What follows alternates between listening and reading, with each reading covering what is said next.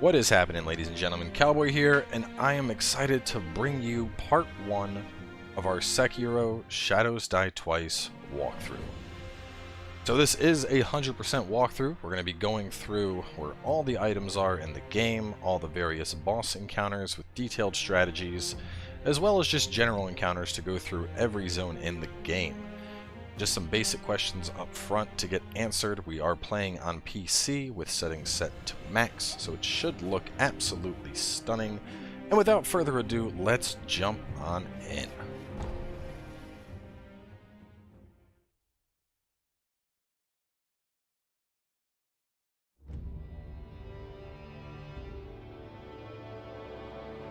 Toki wa Sengoku Makki.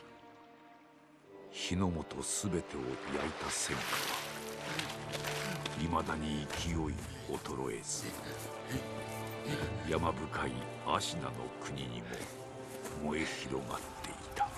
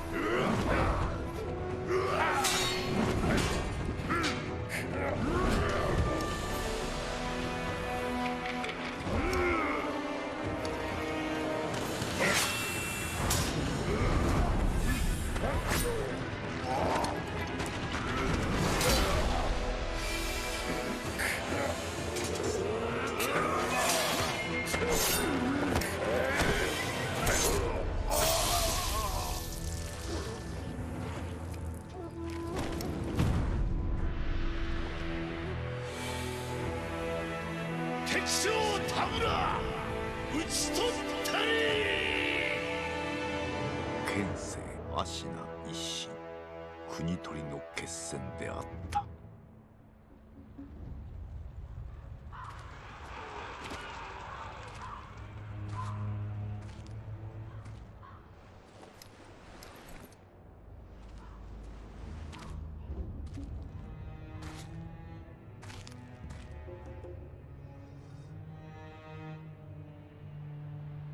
野良犬が心すらなくしたか。ああ、共に来るか、飢えた狼よ。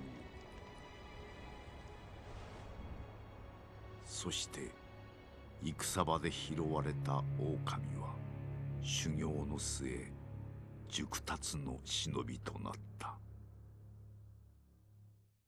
忍びの掟は忘れまいな。親の次に大事なもの、お前の心に刻むがよい。あれが今日からお前の主だ。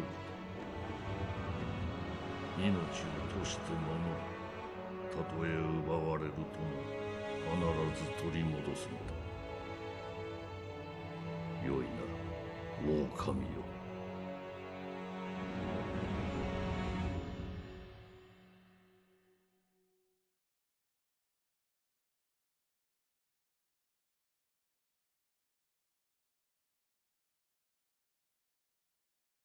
一心の国取りから24年。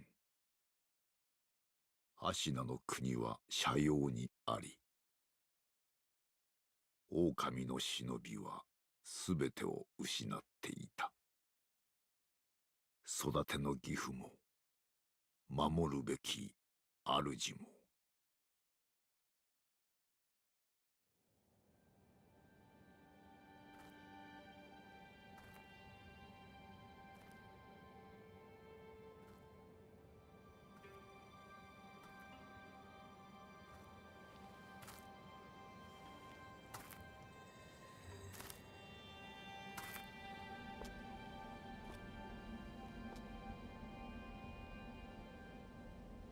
忍びよ、目覚めてください。あなたの主のために。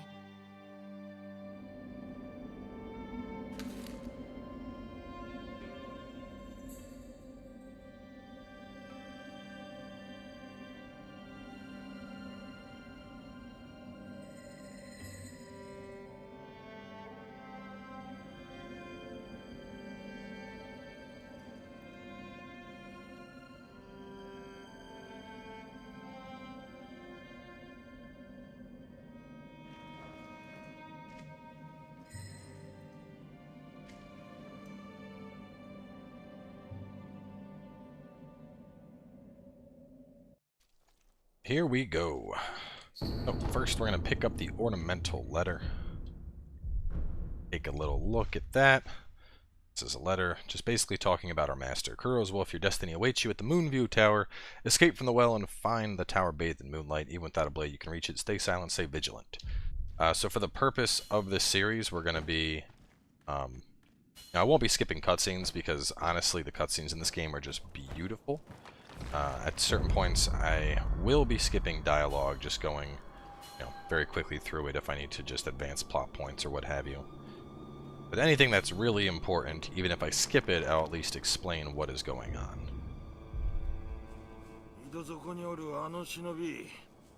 特に稼などしておりませんが、構わぬのでしょうか。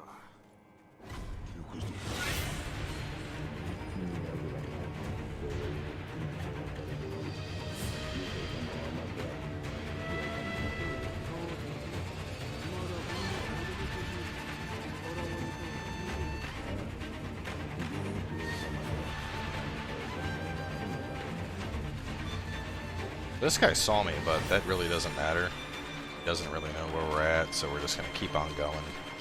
And this initial part, you don't really need to do anything except for make your way over to the air. So we're just creeping along the edge. Shimmy on over.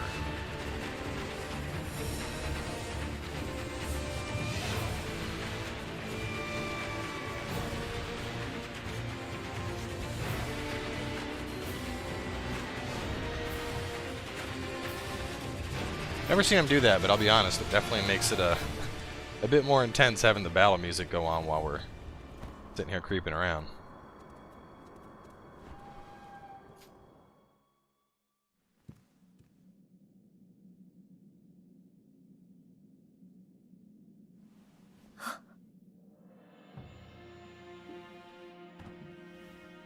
Yoku kite kureta. 久しいな、狼よ。お迎えに参上いたしました。我が主。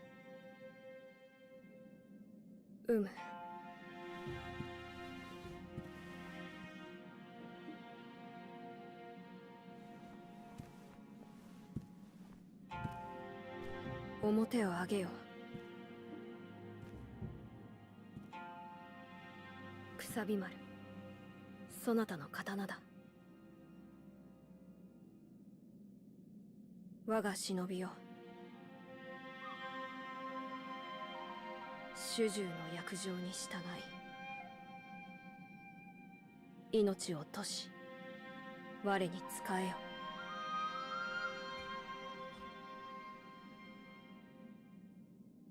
御意。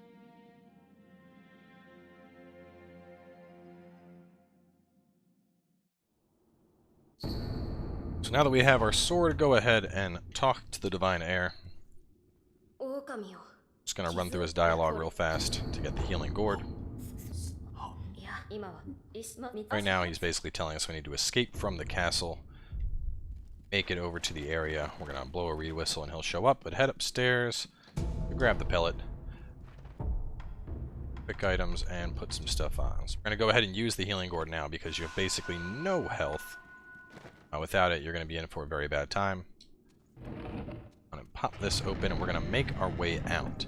Now, one thing I want to note here is that you don't get any experience for killing these enemies, so it doesn't really matter. This whole area is basically just the tutorial. So, as you can see, you can sneak right on up to an enemy and hit either R1 or the right bumper to get a death blow. See right there, that is an enemy indicator. Right now, anytime they see you, it begins filling up. As long as it is yellow, they do not know where you are at. Once it turns red, they have found you. As you can see, you can use things pretty well. So the main gist of Sekiro is that the combat is a series of attacks and deflects. R1 is your attacks. Your other button, when you hold, is a block. But if you time it right, deflect attacks. Now the combat is heavily based around two main things. You have your health gauge and your posture gauge. while we're fighting, you're seeing that yellow bar show up. That is the posture gauge. If you put an enemy's posture gauge high enough, you essentially break them, allowing you to get an instant death blow on the target. Another thing that I feel is very important to mention here is, at the end of the day, keep in mind that this is it's a Shinobi game. You're playing as a ninja, so, you know, going around using stealth, dispatching people with one-shot kills, that's a perfectly fair game. This is not Dark Souls. Don't need to worry about man moding or getting good or whatever have you that people will say you have to do.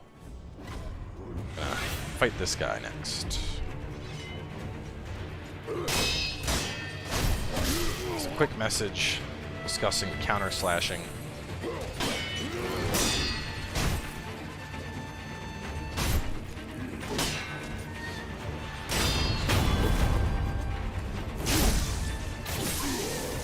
Basic gist of counter slashing is, right after you attack, you can usually get a free hit.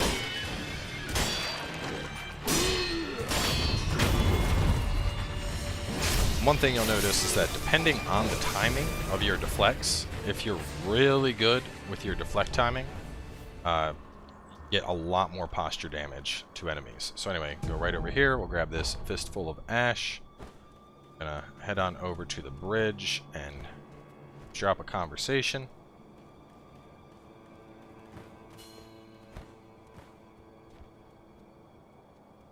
Anytime you see this little yellow icon there, it means there's an eavesdrop opportunity.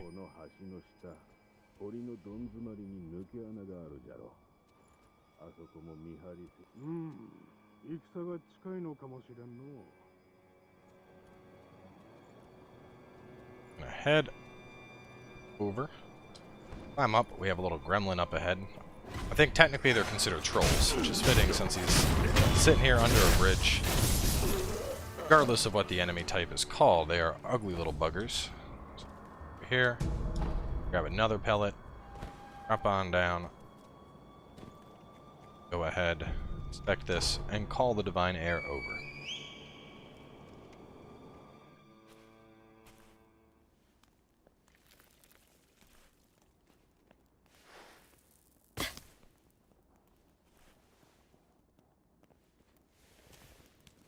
Okami をよく見つけてくれた。さあ、参ろう。御意。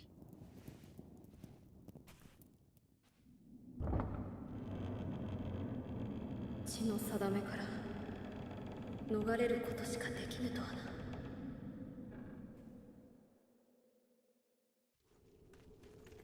この城を出て、まずあるいはそなたは御意のまま。御意か。そなたは変わらぬな。は。いや、懐かしいと思うてな。さあ、参ろう。Anyway, just haul ass this way. In a moment here, we're going to go up against a boss. You can kill him, but regardless of if you kill him or not, it doesn't matter. The end result is the same. So, my recommendation, honestly, just go up, get your ass beat real fast so that the story will progress. 久しいな、ミコよ。叔父上の墓前以来か。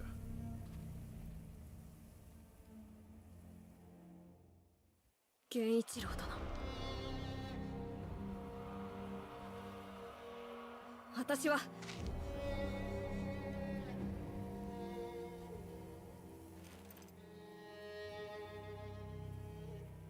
すまぬ。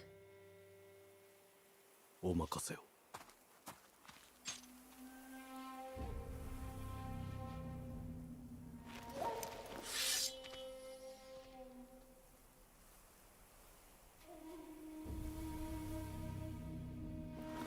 邪魔立てするか、巫女の忍びを。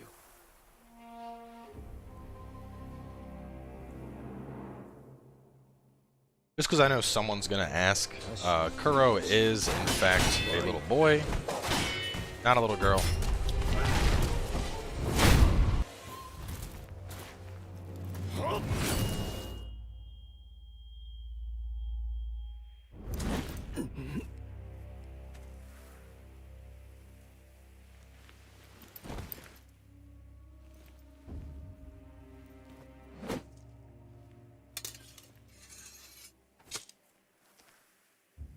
忍とてこの程度か。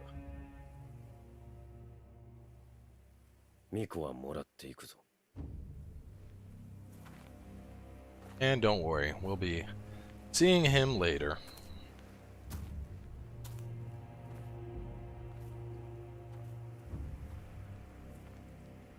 Revenge for my arm.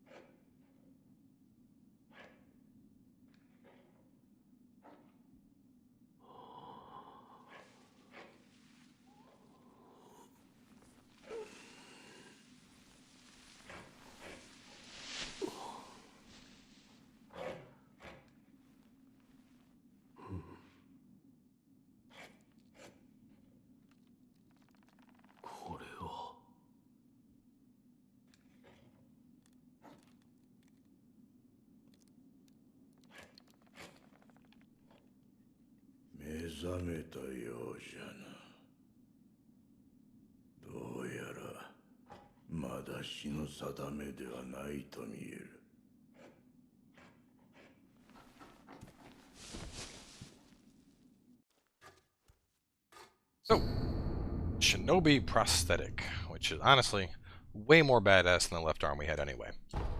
So go ahead and run through the dialogue options that you have available with the sculptor here.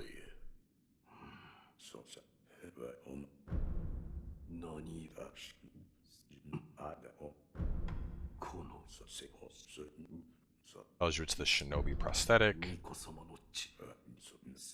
Talks about the dragon's heritage. He's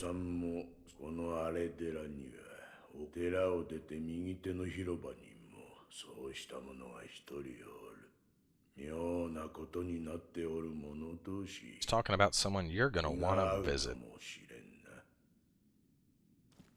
So anyway, after talking to him, let's go around the back here. There's a path back there with a hidden door, but you can't go through that door right now, so just ignore it. Head on around the back of the house and pick up the coin purse. So very quickly, let's take a moment to explain skills and gold. So in Sekiro, anytime you die, you lose half of your current accumulated skill points and half of any currently accumulated gold. Anytime that you reach a point threshold, for example, when I hit 500 skill points, I'll have 1 point available. You cannot lose those points. However, any kind of stray points, let's say I have 1 point and then I have 125 regular skill points. If I were to die, I would go down to 75 skill points, but that 1 hard point I have will remain. Gold, on the other hand, is always you just lose half of it. So to help offset that, you're going to find coin purses throughout the game. I would highly suggest you do not use these until you need to spend gold. Or at a merchant, or you're at somewhere where you're going to spend gold, then pop your coin purse for money. Never use these things prematurely. It's like literally asking to throw gold away.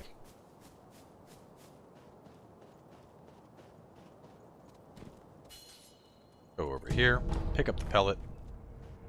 Go over here and commune with the sculptor's idol. These essentially serve as the bonfires or lanterns in Sekiro. You rest at them, you can warp from them. We're gonna head up this way and talk to Training Bro. Anyway, we can run through his dialogue. That's not important. What is important is that FromSoftware has taken pity on all of you, and they have decided to introduce a tutorial enemy into the game that you can fight as much as you want without consequence. This guy is undying, which makes him great in your attempts to get good. Anyway, run through his dialogue.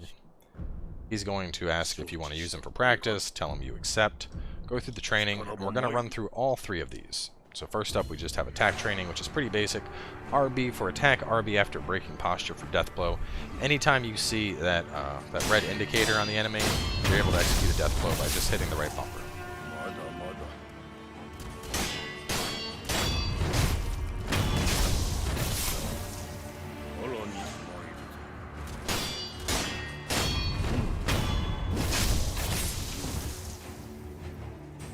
After 3 times, that wraps up the first part of training.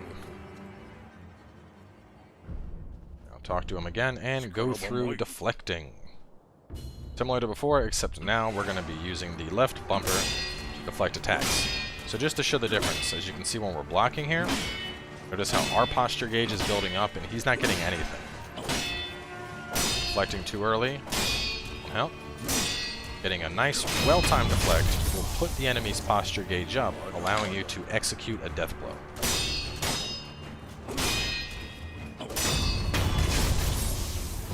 The tighter your deflect timing, the more posture damage you'll do.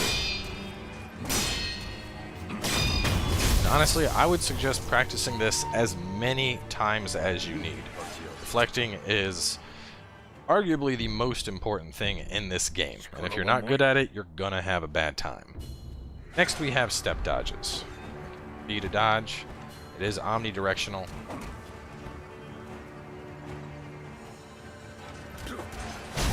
Anytime you dodge, you can do that nice little spin slash.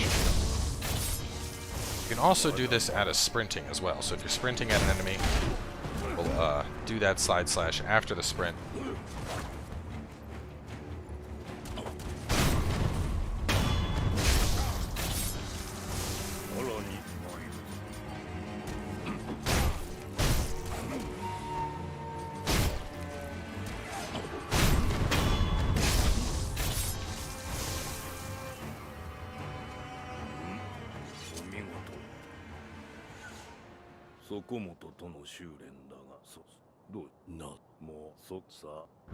So, now that we have gone through all of the training opportunities, we now have free combat available.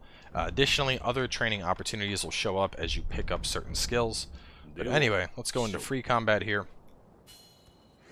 And now it's just weaving everything together. Get a chance to kind of see, attack the enemy. The attacks, go for a deflect, dodge when you can. Counter hits.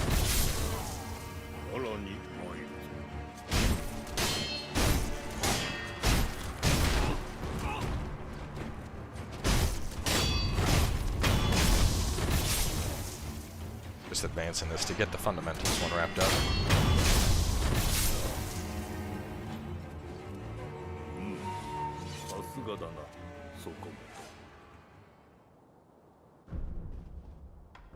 See, right now, even though it's just fundamentals, as you pick up more Shinobi skills, this will expand as well as this area.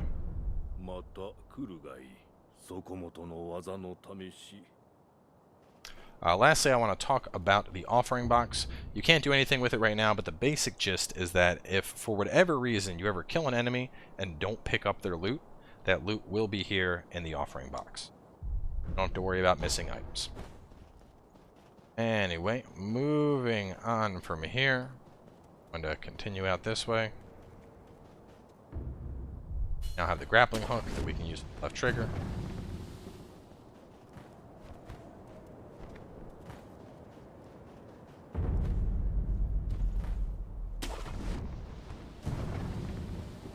Rest at our idle. We are at our first area, Ashina Outskirts. So that's going to wrap this one up for now. Our next video is going to be tackling the beginning portion of Ashina Outskirts, so make sure to stay tuned for that.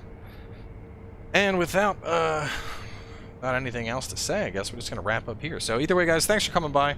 Not sure exactly how many parts this walkthrough is going to be, but just to put things into perspective, the document that I typed up, the full guide with strategies and all the items, came out to a grand total of 21 pages. So I would say this is probably going to be somewhere in the range of like 20-30 parts covering everything. But either way, I'll have the next couple parts to you rather quick. I know things go kind of slow at the start of the game.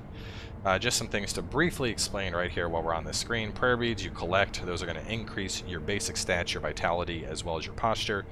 Memories you get after fighting key, very difficult bosses, those increase your attack power.